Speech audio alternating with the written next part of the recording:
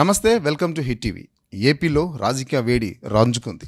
అయితే త్వరలో ఎలక్షన్స్ జరుగుతున్న నేపథ్యంలో కొన్ని పార్టీలు అభ్యర్థిని ఆల్రెడీ ప్రకటించాయి, మరికొన్ని పార్టీలు ఇప్పుడిప్పుడే ప్రకటిస్తూ వస్తున్నాయి. అయితే టీడీపీకి సంబంధించి కావలి నియోజకవర్గం నుంచి కావ్య కృష్ణారెడ్డి బరిలో దిగుతున్నట్లు పక్కా సమాచారం అందింది. ఆయన అభ్యర్థిగా కూడా ప్రకటించారు. సో ఈ నేపథ్యంలో ఒకసారి కావ్య కృష్ణారెడ్డి గారు ఆయన హిస్టరీ చూసినట్లయితే ఆయన ఒక ట్రస్ట్ను స్థాపించి ఎన్నో ఏళ్లుగా పేదలకు సేవ చేస్తూ ముందుకు వస్తున్న వ్యక్తి. అయితే ఇంకా దగ్గర వాళ్ళ ప్రజలకనే ఉద్దేశంతో ఆయన మొట్టమొదటిసారిగా ఎమ్మెల్యేగా పోటీ చేస్తున్నారు టీడీపీ నుంచి కావలి నియోజకవర్గానికి. ఆయన ఈరోజు మనతో ఉన్నారు, ఆయనతో మాట్లాడే ప్రయత్నం చేద్దాం. సార్ చెప్పండి, మొదటిసారిగా మీరు ఎమ్మెల్యేగా బరిలోకి దిగబోతున్నారు టీడీపీ తరఫు నుంచి, ఎలా అనిపిస్తుంది సార్? నమస్కారం అండి. ముఖ్యంగా తెలుగుదేశం పార్టీ జాతీయ అధ్యక్షులు శ్రీ నారా చంద్రబాబు నాయుడు గారు ఈ రాష్ట్రాన్ని అభివృద్ధి పదంలో నడపడిన తపనటువంటి వ్యక్తి. దేశంలో ఉన్నటువంటి ముఖ్యమంత్రులు అందరిలో కూడా రాష్ట్రాలను అభివృద్ధి పరిస్తేనే ప్రపంచంలో ఉన్నటువంటి యువత అభివృద్ధి చెందుతారు అనే ఉద్దేశంతో ఉన్నటువంటి వ్యక్తి కాబట్టి, ఒక విజనరీతో పోయేటువంటి వ్యక్తి కాబట్టి నేను 2014 నుంచి ఆయనతో తెలుగుదేశంలో మమేకమవుతూ వస్తున్నాను. నేను 2006 నుంచి 2012 వరకు కూడా ప్రజా జీవితంలో ఎంపీపీగా, జలదంకి ఎంపీపీగా పనిచేయటం జరిగింది. నిరంతరం నేను పేద బడుగు బలహీన వర్గాలకి దగ్గరగా పేదవారికి హక్కును చేర్చుకునే దాంట్లో ముందుంటూ, ఎక్కడ పేదవారు నివసిస్తుంటే వాళ్ళతో కలిసిమెలిసి జీవించడం జరుగుతున్న ధర్మిలా ఈనాడు నన్ను శ్రీ నారా చంద్రబాబు నాయుడు గారు గుర్తించి కావలి నియోజకవర్గ తెలుగుదేశం అభ్యర్థిగా నన్ను పోటీలోకి నింపడం జరిగింది. ఈ సందర్భంగా వారికి మరొకసారి ప్రత్యేకంగా అభినందనలు తెలియజేస్తున్నాను. సార్, టీడీపీకి సంబంధించి కావలి నియోజకవర్గంలో అటు నెల్లూరు జిల్లాలో చాలామంది సీనియర్ నేతలు ఉన్నారు. వాళ్ళందరినీ కాదని మీకు టికెట్ ఇవ్వడానికి గల కారణం ఏంటి? అంటే మీ మీద బాబు గారికి ఉన్న నమ్మకం అనుకోవచ్చా, లేకపోతే ప్రజల్లో మీకున్న ఆదరణ అనుకోవచ్చా? అంటే కావలి నియోజకవర్గంలో ఫస్ట్ నుంచి కూడా ఈ ప్రాంతం అంతా వ్యవసాయానికి సంబంధించినటువంటి ప్రాంతం, ఎటువంటి ఇండస్ట్రీకి నోచుకునేటువంటి ప్రాంతం ఉంది అంటే ఒక కావలి నియోజకవర్గమే. నేషనల్ హైవే ఉంది, నేషనల్ వైడ్గా ఉన్నటువంటి రైలు మార్గం ఉన్నప్పటికీ కూడా, సముద్రయానం ఎక్కువగా ఉన్నప్పటికీ కూడా అన్ని వనరులకు అనుకూలమైన ప్రాంతం ఎందుకనో పాలకుల నిర్లక్ష్యం వల్ల కావలి అభివృద్ధిలో వెనకబడింది. నేను నిరంతరం ప్రజాక్షేత్రంలో పనిచేసేటువంటి వ్యక్తిని కాబట్టి, నేనైతేనే కావలి అభివృద్ధి చెందిన ఆలోచనతో కాబట్టి ఉండొచ్చు. తెలుగుదేశం పార్టీలో ఎంతోమంది నాయకులు ఉన్నా నాకు ఈరోజు ఈ అవకాశాన్ని కల్పించారు. తప్పకుండా భవిష్యత్తులో కావాలని అభివృద్ధి పరిచే దాంట్లో నేను తప్పకుండా ముందుంటాను. నాకు ఒక పక్క రాష్ట్ర ప్రధాన కార్యదర్శి బేదా రవిచంద్ర గారు, మాలేపాటి సుబ్బానాయుడు గారి ఆశీస్సులతో ఈరోజు చంద్రబాబు గారి నాయకత్వంలో కావలిలో తెలుగుదేశం పార్టీని గెలిపించబోతున్నారు. ఈ రోజున కావలికంటూ అభివృద్ధి అంటూ జరిగితే అది ఒక చంద్రబాబు వల్ల జరిగింది, ఏ పాలకుల వల్ల జరగలేదు. కావలి మీద ఆయనకు ఒక ప్రత్యేక శ్రద్ధ ఉంది కాబట్టి కావలికి దక్షిణ వైపున ఎయిర్పోర్ట్ నిర్మాణానికి శ్రీకారం చుట్టారు, ఉత్తరం వైపున రామాయపట్నానికి నాంది పలికారు, తూర్పు వైపున మత్స్యకారు జీవితాల్లో వెలుగులు నింపేదానికి ఫిషింగ్ హార్బర్ని ఏర్పాటు చేయడం జరిగింది. ఇవన్నీ కూడా 2018లో శ్రీ నారా చంద్రబాబు నాయుడు గారు ముఖ్యమంత్రిగా ఉన్నప్పుడు ఆయన శంకుస్థాపన చేసినటువంటి ఫలితం. ఈరోజు కావలి ఆర్థికంగా అసమానతలు లేకుండా ఈరోజు పారిశ్రామికంగా ముందుకు కొనసాగబోతుంది. భవిష్యత్తులో పారిశ్రామిక వాడగా కావాలని తీర్చిదిద్దే దాంట్లో నేను కూడా పాలు పంచుకోబోతున్నటువంటి విషయాన్ని ఈ సందర్భంగా తెలియజేస్తున్నాను. సార్, చాలామంది ట్రస్ట్ ద్వారా దగ్గరయ్యి తర్వాత రాజకీయాల్లోకి వస్తున్నారు. మీరు కూడా గతంలో ట్రస్ట్ అంటే ఇప్పుడు కూడా నడుపుతున్నారు, అనేక సేవా కార్యక్రమాలు చేస్తున్నారు. మరి మీ ఈ ట్రస్ట్ వెనక స్థాపించడం వెనక ఉద్దేశం రాజకీయ ప్రవేశమేనా? ప్రతి వ్యక్తికి 4 రకాల గోల్స్తో మనిషి జీవించాలని నమ్మేటువంటి వ్యక్తిని నేను. ప్రతి వ్యక్తి ప్రొఫెషన్ మీద ఒక పట్టు సాధించాలి, తద్వారా ఆర్థికంగా ఎదగాలి. అంటే ఏదైనా సేవ చేయాలన్నా, ఇంకొకరికి సహాయం చేయాలన్నా, వ్యక్తులని పెంచాలన్నా ఆర్థిక సహాయం చాలా అవసరం. కాబట్టి ప్రతి మనిషి, భారతదేశంలో పుట్టిన వ్యక్తి ప్రభుత్వానికి కొంత సేవ చేయాలి. అంటే ప్రొఫెషనల్గా నేను వ్యాపారపరంగా అభివృద్ధి చెందిన నాడే ప్రభుత్వానికి ట్యాక్స్ రూపంలో కొంతని అమౌంట్ని ప్రభుత్వానికి కట్టగలను. కాబట్టి ఆ ప్రొఫెషనల్ గోల్ పూర్తి చేసుకున్నాను. 2 ఫ్యామిలీ గోల్. ఎవరైతే ఫ్యామిలీ ఎడల మమేకం పెంచుకొని పిల్లల్ని, సంసారాలని, జీవితాలను అన్నింటినీ కూడా సార్థకత చేయాలి. ఈరోజు నాకు 55 సంవత్సరాలు పూర్తయిన తర్వాత, నా పిల్లలు ప్రయోజకులైన తర్వాత నా ఫ్యామిలీ మెంబర్స్ అందరూ కూడా డిస్కస్ చేసుకొని కొంత సేవని సమాజానికి సేవ చేయాలని ఆలోచనతో ఈరోజు రాజకీయాల్లోకి రావడం జరిగింది. అందుకని 3వ గోల్గా నేను ప్రతిసారి సందర్భంలో అనుకుంటుంటాను, సోషల్ గోల్.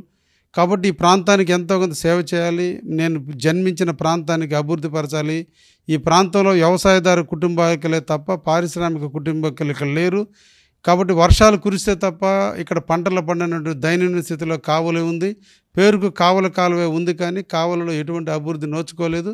కాబట్టి ఒక రైతు కుటుంబం నుంచి వచ్చిన వ్యక్తిగా, ఒక పేద కుటుంబం నుంచి వచ్చిన వ్యక్తిగా, అన్ని సాధక బాధలు తెలిసిన వ్యక్తిగా ఈ ప్రాంతాన్ని అభివృద్ధి చేసే దాంట్లో పారిశ్రామిక పరంగా కానీ వ్యవసాయ పరంగా కానీ ఈరోజు అభివృద్ధి చేయాలనే ఒక తలంపుతో నేనున్నాను. ఆ విధంగా నేను ఈ సమాజానికి సేవ చేయాలనే ఆలోచన ఉంది.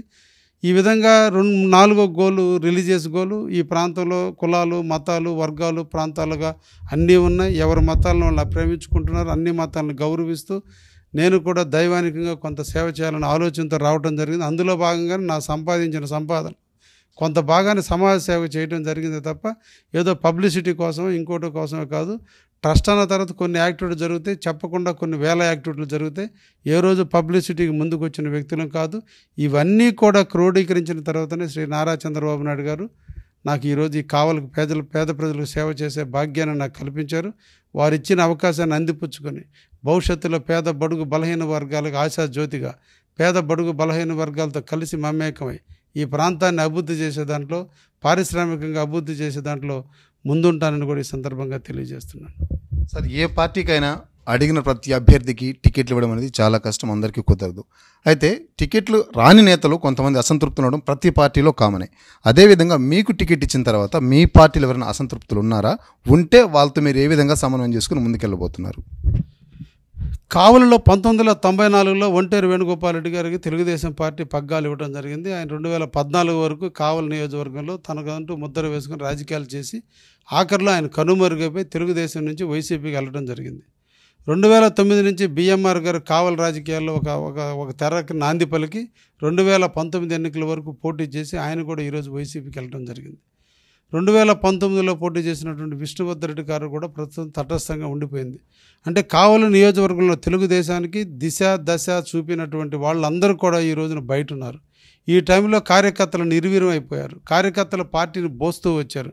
ఆ ధర్మిల యువ నాయకుడు మాలేపాటి సుబ్బానాయుడు గారికి ఇక్కడ ఉన్నటువంటి సమన్వయకర్తగా ఇన్ఛార్జిగా ఆయనకు బాధ్యతలు ఇవ్వడం జరిగింది. ఆయన మంచి నాయకత్వ పటిమతో ఈ ప్రాంతంలో ఉన్న ప్రజలందరినీ కూడా కలుపుకొని తెలుగుదేశం అండగా, కార్యకర్తలకు అండగా నిలబడేటువంటి వ్యక్తి. అయితే రాజకీయ సమీకరణ అన్న తర్వాత రకరకాల ఫ్యాక్టర్స్ పనిచేస్తాయి. ఒకే ఒక ఫ్యాక్టర్ మీద రాజకీయం పనిచేయదు. ఈరోజు సుబ్బానాయుడు గారి సూచనల మేరకు, రవిచంద్ర గారి ఆలోచనల మేరకు చంద్రబాబు నాయుడు గారు నన్ను నియమించడం జరిగింది. ఇక్కడ ఏ ఒక్కరి మధ్య భేదాభిప్రాయాలు, అందరూ ఒక కుటుంబీకులుగా అందరూ కలిసిమెలిసి జీవించి రేపు తెలుగుదేశం పార్టీ టిక్కెట్గా కైవసం చేసుకోబోయేది నెల్లూరు జిల్లాలో ఏ వర్గ వైషమ్యాలు లేని కాన్స్టిట్యున్సీ ఏదన్నా ఉంది అంటే అది కావలి కాన్స్టిట్యున్సీ. ఇక్కడ ఎటువంటి వర్గాలు అందరూ కూడా బేదా రామచంద్ర గారిని, మాలేపాటి సుబ్బానాయుడు గారి సూచనల మేరకు కావలి అభ్యర్థిగా నన్ను గెలిపించేదానికి ప్రతి కార్యకర్త ముందున్నాడు, గెలిపిస్తారని కూడా నాకు నమ్మకం ఉంది. 2014, 2019లో జరిగినటువంటి ఎలక్షన్స్లో మీకు ప్రత్యర్థిగా నిలబడుతున్నటువంటి రామిరెడ్డి ప్రతాప్ కుమార్ రెడ్డి ఇక్కడ సిట్టింగ్ ఎమ్మెల్యేగా ఉన్నారు. మరి ఆయనకి కావల్లో ఎంత ఆదరణ ఉందో, అంటే 2 సార్లు వరుసగా గెలిచినారు. మరి ఈసారి మీరు ఆయన ఎదుర్కోబోతున్నారు. ఎలా ఉండబోతుంది మీ మధ్య పోటీ? ఎవరికి ఆదరణ పెరిగే ఛాన్స్ ఉంది? ముఖ్యంగా ప్రతాప్ రెడ్డి గారు 3 సార్లు అంటే 2009లో రాజశేఖర రెడ్డి ముఖ్యమంత్రిగా పోటీ చేసిన టైంలో ఆయన పీఆర్పీ తరఫున పోటీ చేసి రాజశేఖర రెడ్డిని ఓడించాలన్న వ్యక్తి. దురదృష్టవశాత్తు ఆయన ఇప్పుడు రాజశేఖర రెడ్డి ఆశయాల కోసం పార్టీలోకి వచ్చానని చెప్పి ఆయన 2014, 19లో పోటీ చేయడం, ఆ పార్టీ గెలవడం జరిగింది. అయితే ప్రజలు గెలిపించినప్పటికీ స్థానికుడు కాబట్టి కావలిలో ఎప్పటి నుంచో చాలామంది నాయకులు బయట వ్యక్తులు వచ్చి పరిపాలిస్తున్నారు, ఇతను స్థానిక గ్రామానికి చెందినటువంటి వ్యక్తి అనే ఉద్దేశంతో అందరూ ప్రజలు ఓటేశారు. అయితే ఒకసారేమో నా ప్రభుత్వం నాది కాదు, నేను ప్రతిపక్షంలో ఉన్నాను కాబట్టి లేకపోతే నేను బాగా పనిచేసి ఉన్నానని చెప్పాడు. రెండోసారి ప్రజలు నమ్మి ఓటేశారు. ఓటు వేసిన రోజు నుంచి నేటి వరకు తన సంపాదనే ధ్యేయంగా పనిచేశాడు తప్ప ఏ ఒక్కరికి అభివృద్ధి పని నోచుకోవాలి. కావలిలో ఎక్కడ వేసిన అభివృద్ధి అక్కడే ఆగిపోయింది. 2019 నాటికి ముందున్నటువంటి శంకుస్థాపనలు ఈరోజు కూడా శంకుస్థాపనగా మిగిలిపోయా తప్ప ఏ ఒక్క అభివృద్ధి నోచుకోవాలి. ఈ ప్రాంతాలు ఈరోజు విడిపోయే రోడ్లు లేక ప్రజలు చిన్న చిన్న రోడ్లకే ఇబ్బంది పడుతున్నటువంటి దయనీయమైన పరిస్థితి ఉంది. పట్టణంలో శాంతి భద్రతలు లోపించి ఉన్నాయి. పట్టణ అభివృద్ధి పూర్తిగా కుంటుపడిపోయింది. ప్రజాస్వామ్య వ్యవస్థను కూనీ చేశారు. మున్సిపల్ ఎన్నికలు జరపలేదు. అంటే ప్రతి ఒక్కటి తనకు స్వలాభం ఎక్కడ ఉందో ఆ స్వలాభం కోసం పనిచేశారు తప్ప ఈ ప్రాంత అభివృద్ధికి ఏ ఒక్కరోజు పనిచేయలేదు. ఈరోజు ఆయన సంపాదనే ధ్యేయంగా పనిచేసినటువంటి వ్యక్తులు కొండలు తరిగిపోయి గ్రావులు అమ్ముకున్నాడే తప్ప ఈ ప్రాంతంలో ఎవరినంటే చిన్నవాడిని అడిగినా పెద్దవాడిని ప్రతాప్ రెడ్డి ఏం చేశాడు అనేది కావలి ప్రజలందరూ చెప్తారు. ఈరోజు కూడా అనాగరికంగా ఈరోజు కావలి పట్టణంలో స్లమ్ ఏరియాల్లో ఇప్పుడు కూడా వాటర్ ట్యాంకర్ల ద్వారా నీళ్లు తెచ్చుకొని దాహత తీర్చుకొని దుస్థితిని కావలికి తీసుకొచ్చినటువంటి వైనం ఈరోజు ప్రజలు గుర్తించారు. ఒకటి శాంతి భద్రతల పరంగా కావచ్చు, పారిశ్రామికంగా కావచ్చు, వ్యవసాయ పరంగా కావచ్చు, లేదంటే ప్రజలకు డ్రింకింగ్ వాటర్ సప్లై చేయడంలో కావచ్చు, ప్రతి ఒక్క దాంట్లో విఫలం చెందారు. విజయం అంటూ సాధించింది ఏంటంటే అవినీతి, పోలీస్ పహారాలో ప్రజల్ని బైక్ భ్రాంతులు చేయటం, పోలీసుల రక్షణలో తను జీవిస్తూ పోలీసులను పెట్టుకొని ఈరోజు ప్రజల్ని భయభ్రాంతులు చేసి సంపాదించుకుంటున్నాడు తప్ప కావలిలో ఎటువంటి అభివృద్ధి జరగలేదు. కాబట్టి ప్రజలందరూ కూడా స్వచ్ఛందంగా నన్ను స్వాగతిస్తున్నారు, నాకు దీవిస్తున్నారు. నేను గ్రామాలకు పోయే లోపలే గ్రామాల నుంచి వాళ్ళే వచ్చి నువ్వు వచ్చినా రాకపోయినా నేను మిమ్మల్ని దీవించడానికి మేము వచ్చామని ఈరోజు ప్రజలు మా ముందుకు వస్తున్నారు. బహుశా భారతదేశ చరిత్రలో నెల్లూరు జిల్లా హిస్టరీలో ఇటువంటి పరిస్థితి ఉందంటే ప్రతాప్ రెడ్డి చేసిన అరాచకాలు ఎటువంటి అనేది పేద బడుగు బలహీన వర్గాలను అడిగితే తెలుస్తుంది. రేపు జరిగేటువంటి ఈ కోడ్ రాగానే ఆ మొత్తం ప్రజలు ఈరోజు రోడ్డు మీదకి వచ్చి నాకు సంఘీభావం చేయడానికి సిద్ధంగా ఉన్నారు. నా విజయానికి నాంది పలికే వ్యక్తి ప్రతాప్ రెడ్డి నన్ను గెలిపిస్తాడు. ప్రతాప్ రెడ్డి చల్లగా ఉన్నంతకాలం నా విజయం తథ్యమవుతుంది. ప్రతాప్ రెడ్డి చేసే అరాచకాలు అకృత్యాలకి ప్రజలు గుణపాఠం చెప్పే రోజు దగ్గరలో ఉంది. తప్పకుండా నేను విజయం సాధిస్తాను. నా వెనక పేద బడుగు బలహీన వర్గాలు ఉన్నారు. వాళ్ళు పేదల దీవెన ఉన్నంతకాలం పేదల ఉసురు ఆయన పోసుకున్నాడు, పేదల దీవెన నేను పొందుతున్నాను. కాబట్టి రేపు ఎన్నికల్లో అత్యధిక మెజార్టీతో నేను గెలవబోతున్నాను. మరొకటి, ఇటీవల మేము మీడియాలో వార్తలు చూసాము, కావ్య కృష్ణారెడ్డి కూడా అరాచకాలకు పాల్పడుతున్నాడు, ఆయన కలవడం అంటే చాలా కష్టం, మంది మార్బలం హడావిడి ఉంటుంది అనేసి ఒక వార్త మేము చూశాను సార్. దీంట్లో నిజంగా కావ్య కృష్ణారెడ్డి అక్రమాలకు పాల్పడుతున్నాడా? ఇప్పుడు నేను కాలేజీ లెక్చరర్గా నేను వివిధ వ్యాపారాలు చేస్తూ వచ్చా. ఈ రోజుకి ఎక్కడ నా మీద ఒక క్రిమినల్ కేసు కానీ ఏ ఒక్కటి లేదు. నేను పెట్టిన కేసు లేదు, నా మీద పడిన కేసు లేదు. అంటే నేను నిర్మలమైనటువంటి జీవితాన్ని నేను చూస్తున్నాను. ఈ తెల్ల చొక్కా తప్ప నాకు ఏరే చొక్కాలు ఉండవండి. ఈ తెల్ల చొక్కా వేసుకుంది ఎందుకంటే ఈ తెల్ల చొక్కా మీద మచ్చ ఎటువంటి మచ్చ లేదు, నా మనసులో కూడా అటువంటి మచ్చ లేదు. ఇటువంటి తెల్ల చొక్కాలో ఎటువంటి మచ్చ లేదు, నా జీవితం మీద ఎటువంటి మచ్చ లేదని దాన్ని నిర్వచనం చూపించేదానికి నేను తెల్ల చొక్కా వేసుకున్నా. ఆ దుర్మార్గమైన దుర్దృష్టాలు వచ్చినప్పుడు ఆత్మహత్య చేసుకోవడం బెటర్ ఏమో కానీ ఇంత క్రూరత్వమైనటువంటి చేయాల్సినంత అవసరం లేదు.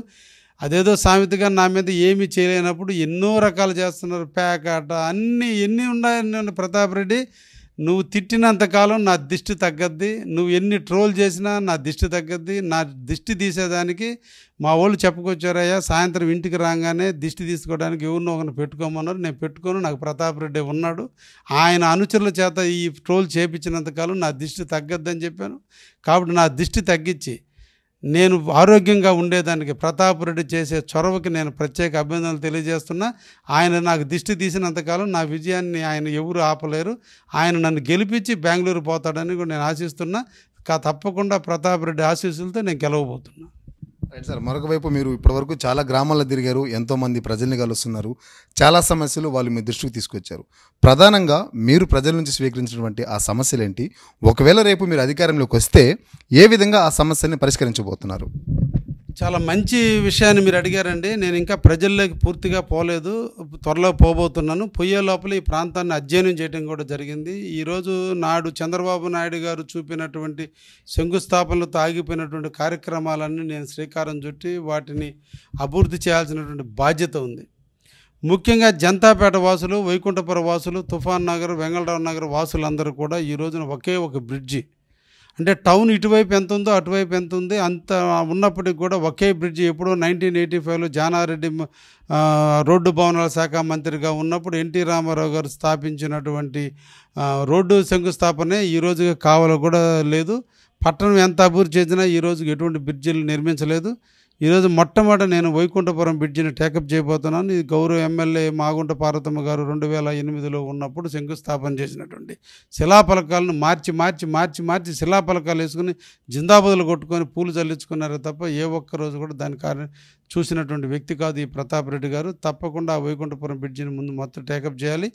ఇంకా రెండోది, వైకుంఠపురం అంటే వెంగళరావు నగర్, తుఫాన్ నగర్, బాలకృష్ణ నగర్ వాసులంతా కూడా ఈ రోజుకి ఈ దాదాపు 1978లో వెంగళరావు నగర్, తుఫాన్ నగర్ ఏర్పడ్డప్పటికి కూడా ఇప్పటి వరకు కూడా వాళ్ళకి రోడ్లు లేక సరైన అప్రోచ్ లేక ఇబ్బంది పడుతున్నారు. బుడంగొండ గేటు దగ్గర ఏఎం బేకరీ నుంచి ఈ ఫైర్ స్టేషన్ రోడ్డు మీదుగా ఇంకొక రైల్వే ఫ్లైఓవర్ బ్రిడ్జిని నిర్మాణానికి శ్రీకారం చుట్టడానికి నేను ఆలోచనలో ఉన్నాను. తప్పకుండా అది కూడా పూర్తి చేస్తాను. అదేవిధంగా కావలి నియోజకవర్గంలో టౌన్లో ఉన్నటువంటి ముస్లిమ్స్ అందరూ కూడా బెరెల్ గ్రౌండ్ ఒకటే ఉంది, అది లేక వాళ్ళు అలమటిస్తున్నారు కాబట్టి ఇంకొక బెరెల్ గ్రౌండ్కి నామకరణం చేయబోతున్నాను. అదేవిధంగా ముస్లిమ్స్ అందరికి కూడా కమ్యూనిటీ హాల్ ఒకటి కావాలని టౌన్ అంతా అడుగుతున్నారు. అది ఒక సమస్యను పరిష్కరించేదానికి కూడా నేను ప్రయత్నం చేయబోతున్నాను. తర్వాత క్రిస్టియానిటీకి సంబంధించినటువంటి చాలా సమస్యలు వాటికి ఉన్నాయి. వాటన్నిటిని కూడా పెద్దలతో చర్చిస్తున్నాం. త్వరలో వాటి మీద కూడా ఒక కార్యాచరణ రావడం జరుగుతుంది. తర్వాత కావలిలో అంబేద్కర్ భవనాన్ని నిర్మించాలని, ఎప్పటి నుంచో అంబేద్కర్ విగ్రహాన్ని ఏర్పాటు చేయాలని బాలుర హై స్కూల్ దగ్గర శివాలయం దగ్గర అంబేద్కర్ వనంగా ఒకటి ప్రాంతంగా పెట్టి దాన్ని ఓన్లీ పాలకులు నిర్లక్ష్యానికి గురైంది. తొందరలో దాన్ని అంబేద్కర్ భవనాన్ని ఇక్కడ కమ్యూనిటీ హాల్ నిర్మించి అక్కడ మంచి విగ్రహాన్ని ఏర్పాటు చేయాలని ఒక ఆలోచనతో ఉంది. అదేవిధంగా సాయిబాబా నగర్ దగ్గర సాయిబాబా గుడి దగ్గర కూడా బాబు జగజ్జీవన్ రావు గారికి ఒక స్థలాన్ని కేటాయించడం కూడా జరిగింది. కానీ ఈరోజు ఆ స్థలాన్ని కబ్జాలకు చేసేసి ఉన్నారు నాయకులు. అది కూడా తొందరగా తీపిచ్చి దాన్ని కూడా అక్కడ కమ్యూనిటీ హాల్ ఇచ్చి బాబు జగజ్జీవన్ రావు గారి స్మృతులని, బాబు జగజ్జీవన్ రావు గారి సంస్కరణల్ని ప్రజలకు తెలియజేసే దానికి కృషి చేయాలని ఒక ఆలోచనతో ఉన్నాను. ముఖ్యంగా కావలి నియోజకవర్గం టౌన్లో నివసించేటువంటి ఆ అద్దెవాసులందరూ కూడా ఇంట్లో ముసిలో ముతుకో ఏదో అనివార్య కారణాల్లో చనిపోతే వాళ్ళు అద్దె ఇంట్లో పిల్లలు వచ్చేంతవరకు అద్దె ఇంట్లో ఉంచుకోవడానికి ఆ ఇంటి యజమానులు ఒప్పుకున్నప్పుడు వాళ్ళు చాలా ఇబ్బందులు పడుతున్నారు. అటువంటి వాళ్ళు అందరి కోసంగా కావలిలో ఒక సెంటర్లోనే నా సొంత డబ్బులతో కానీ ప్రభుత్వ నిధులతో కానీ ఒక మంచి హాలుని, ఒక బిల్డింగ్ని కట్టించి దీనికి ఈ అద్దె ఇళ్లలో ఉన్నటువంటి వాళ్ళందరూ కూడా బిడ్డలు వచ్చేంత వరకు, అంటే మనిషి బతికున్నప్పుడు గొప్పది కాదండి, చనిపోయిన వ్యక్తిని గౌరవంగా సాగనంపాల్సినటువంటి అవసరం బాధ్యత మన అందరి మీద ఉంది. కాబట్టి అటువంటి కార్యక్రమాన్ని కూడా చేయాలనేటువంటి ఆలోచనతో ఉన్నాను. ఇంకా ఉన్నటువంటి బృందావన కాలనీ దగ్గర నుంచి ముస్నూరు పూర్తి అయ్యేంతవరకు 4 lanes రోడ్డు అపరిష్కృతంగా ఉంది, అది పూర్తి చేయాలి. తుమ్మలపెంట రోడ్డు 2009లోనే పంచాయతీరాజ్ శాఖ మంత్రిగా పనిచేసిన లోకేష్ బాబు గారు తీసుకున్నాడు 9 కోట్ల చిల్లర డబ్బులతో నియమించబోయేటువంటి ఆ రోడ్డుని ఈరోజు నిర్వీర్యం చేస్తున్నారు. అది కూడా తొందరలో నేను చేపట్టబోతున్నాను కూడా ఈ సందర్భంగా తెలియజేస్తున్నాను.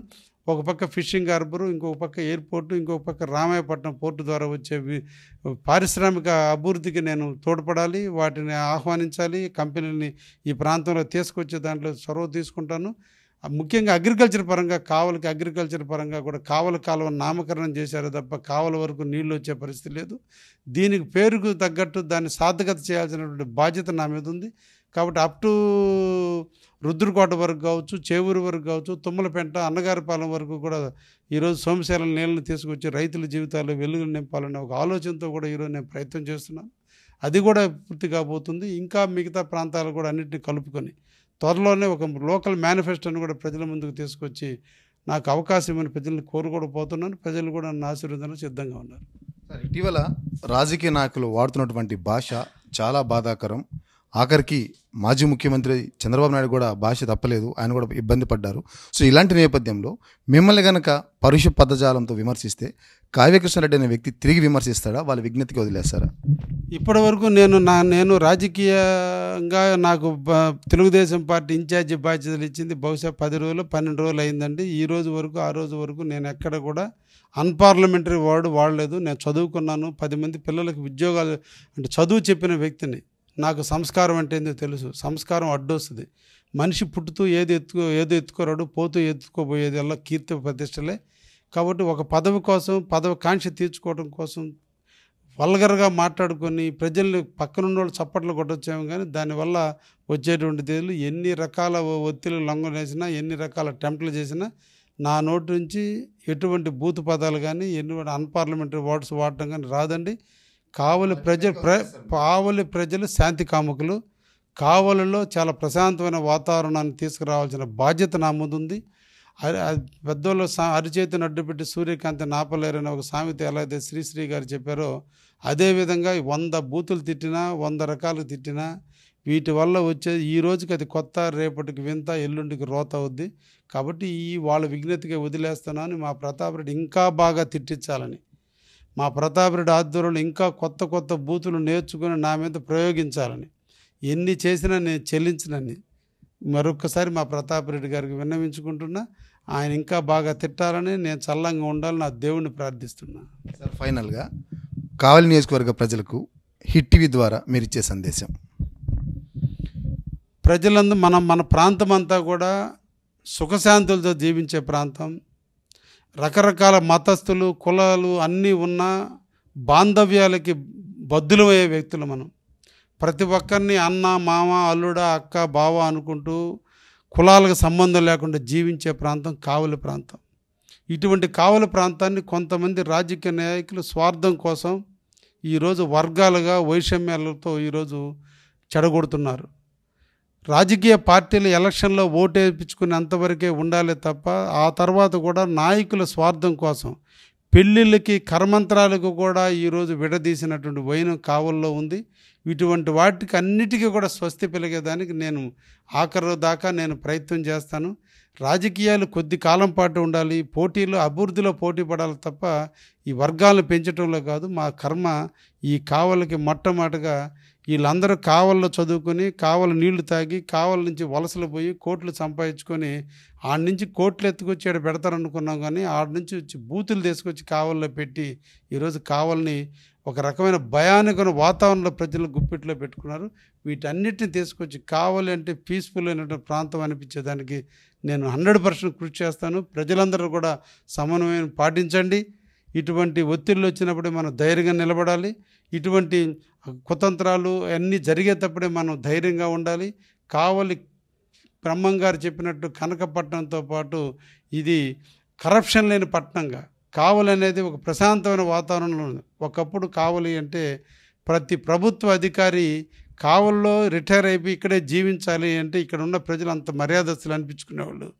వాటన్నిటికీ మళ్ళా ముందు ఆ విధమైనటువంటి సంస్కృతిని తీసుకురావడంలో నేనుంటాను. మీతో పాటు మీరు కూడా ఆ సమన్వయం పాటించి మంచి వ్యక్తులను ఎన్నుకోవాలని ఈ సందర్భంగా మిమ్మల్ని అందరినీ కోరుకుంటున్నాను. Thank you. సో కావలి ప్రజలు శాంతి కాముకులు. నేను చదువుకున్నవాడిని, సంస్కారం ఉన్నవాడిని. ఎదుటి వ్యక్తి అదుపు దాటి మాట్లాడినా సరే నా లిమిట్స్లో నేను ఉంటాను. అదేవిధంగా ఏదైతే కావలి పట్టణం ప్రస్తుతం కోల్పోయిందో ఆ శాంతిని తిరిగి తెచ్చేందుకు నా వంతు శక్తి వంచన లేకుండా కృషి చేస్తానంటున్నారు.